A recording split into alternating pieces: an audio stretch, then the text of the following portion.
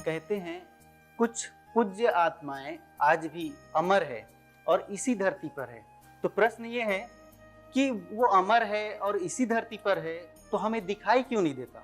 नमस्कार, मैं रामेश्वर और इन्हीं प्रश्नों का उत्तर लेकर आए हैं आज इस सत्संग में। हम इस शुरुआत करते हैं, कलयुग की शुरुआत कहाँ से हुई थी। जब भगवान कृष्ण ने गुरुकुल में अपनी शिक्षा जैसे ही समाप्त किए वैसे ही कलयुग की शुरुआत की घोषणा कर दी थी। उसके पश्चात में कम से कम 50 सालों के बाद महाभारत का महायुद्ध हुआ था। इस महायुद्ध में क्या हुआ था आपने धारावाहिक सीरियल में देखे हैं, सुने हैं और कथा पुराण में तो सुनते ही हैं।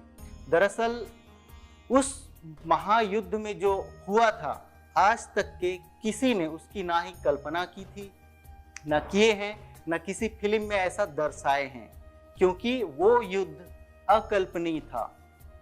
क्योंकि उस युद्ध में सभी महारथियों के पास में इतना भयंकर से भयंकर अस्त्र शस्त्र और दिव्यास्त्र ब्रह्मास्त्र सभी थे और सभी ने अपने पूरी ताकत लगाकर, अपना पूरा दमखम लगाकर युद्ध किया था। उसको दिखाना या कल्पना करना किसी साधारण मनुष्य के बस में नहीं है।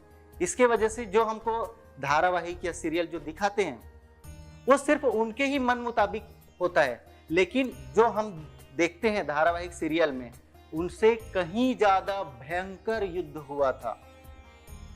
भीष्म पितामह और कर्ण और गुरु द्रोणाचार्य, इन सबके पास में इतने भयंकर अस्त्र शस्त्र थे जिसका भरपूर इस्तेमाल हुआ था, जो हमारे कल्पना से बाहर है।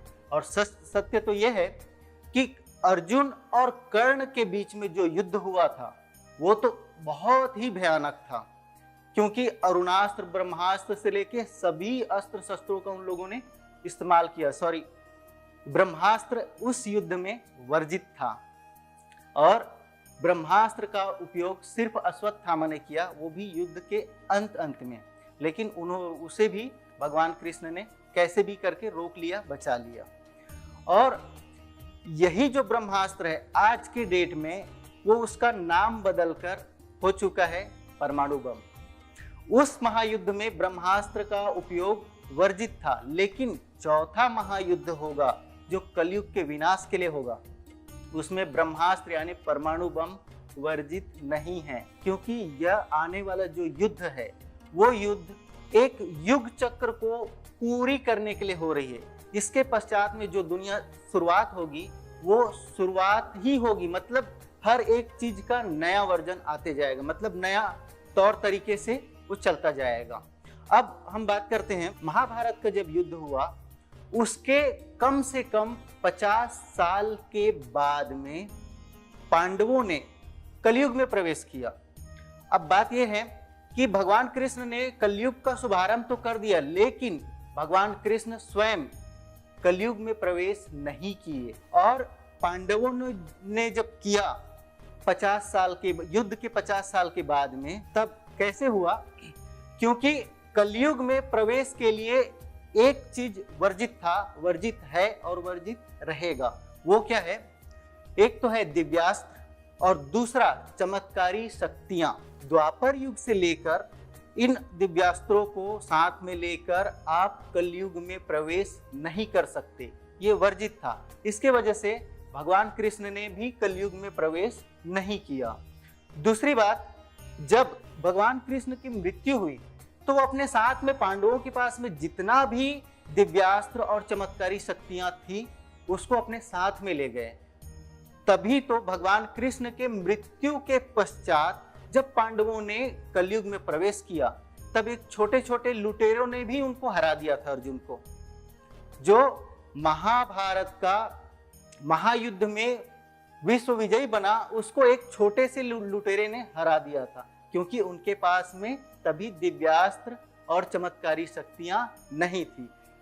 वो उनसे छिन जाने के बाद में ही पांडवों ने कलयुग में प्रवेश किया। अब दूसरी बात, कहते हैं ना भगवान परशुराम, बजरंगबली, हनुमान, अश्वत्थामा, वो सब तो अमर है। तो फिर हमें दिखाई क्यों नहीं देते, दर्शन क्यों नहीं देते? उनके पीछे भी यही कारण है कि उनके पास आज भी दिव्यास्त्र है, चमत्कारी शक्तियां आज भी है।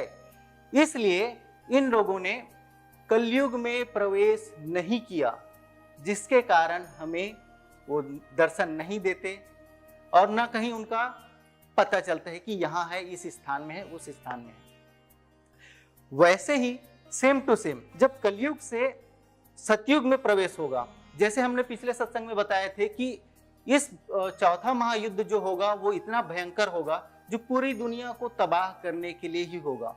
तो युद्ध के समाप्ति के बाद ही सतयुग आरंभ हो जाएगा। लेकिन सतयुग आरंभ होने के बाद सबके सब सतयुग में प्रवेश नहीं कर पाएंगे।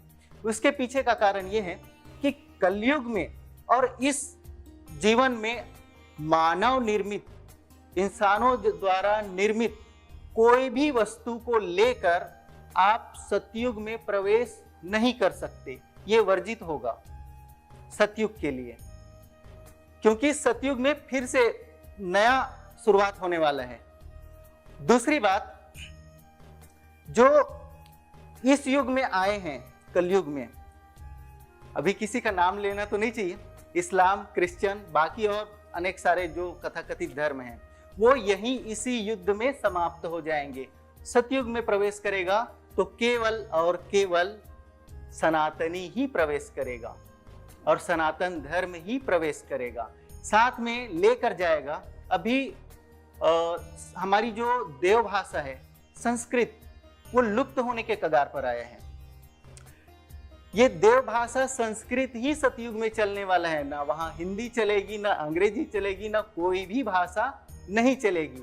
इसके वजह से संस्कृत को खोने मत दीजिए, उसे लुप्त होने मत दीजिए और उसका भी अध्ययन अभी शुरुआत ही रखिए तो अच्छा रहेगा, क्योंकि वही साथ में जाने वाला है और वहीं से आगे सब चलने वाला है। पिछले सत्संग में हमने बताया था कि भारत में ही वो स्थान क्यों है, तो अभी इस सत्संग को हम और ज्यादा लंबा नहीं करेंगे। आपको हमारे इस चैनल के माध्यम से, जिसका नाम है ब्रह्म ज्ञान सत्संग, ये चैनल का नाम हमने ब्रह्म ज्ञान सत्संग क्यों रखा, इसका ज्ञान भी आपको धीरे धीरे हो जाएगा। साथ में आपको जुड़े रहना है, क्योंकि ब्रह्म ज्ञान सत्संग इस चैनल के पिटारे में आपके लिए, आपके जीवन में काम आने वाले ऐसे ऐसे ज्ञान हैं, ऐसी ऐसी बातें हैं जो हम आपको क्रम से बताते बताते जाएंगे। इसलिए आप चैनल को सब्सक्राइब करना ना भूलें। साथ में पिछले बार भी मैंने कहा था कि हमारे ज्ञान के प्रसार में हम आपकी सहायता चाहते हैं। आपके जीवन को सुगम और सुंदर बनाने में हम आपकी सहायता करेंगे। तो सबसे पहले इस चैनल को सब्सक्राइब कीजिए और फॉलो करना ना भूलें। आपके पास बहुत सारे प्लेटफॉर्म हो सकते हैं सोशल मीडिया के, जहां आप कर सकते हैं। फेसबुक से लेके व्हाट्सएप, इंस्टाग्राम, शेयर चैट, बहुत सारे हैं। जहां भी आप शेयर कर सकते हैं आप कीजिए। तो फिर और ज्यादा लंबा नहीं करेंगे। और आज का प्रश्न ये है कि आपके जीवन में कभी चमत्कार हुआ है क्या? अगर चमत्कार हुआ है तो फिर आप हमें कमेंट्स करके जरूर बताइए और हम अगला सत्संग लेकर आएंगे कि चमत्कार क्या होता है और होता है या नहीं होता है। तब तक के लिए नमस्कार।